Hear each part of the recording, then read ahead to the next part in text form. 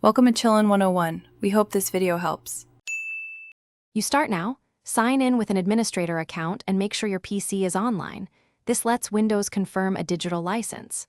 Once ready, open Start, type CMD, right-click Command Prompt and choose Run as administrator.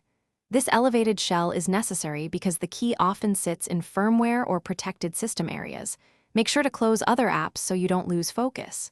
In the next step, you'll run the exact commands that reveal a stored product key or confirm a digital activation.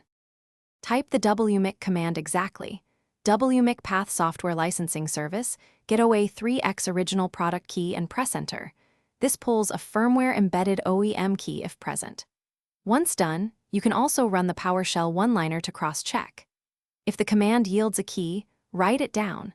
If it comes back blank, make sure to check Settings System Activation because Windows may be using a digital license tied to your Microsoft account instead. Make sure to note the product ID too. It helps with support scenarios.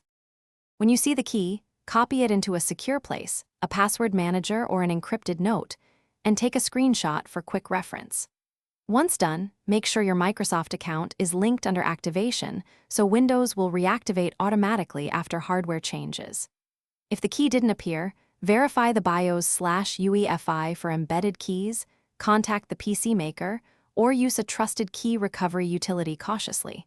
If reactivation fails, run slmgr. VBS/DL. Thanks for watching.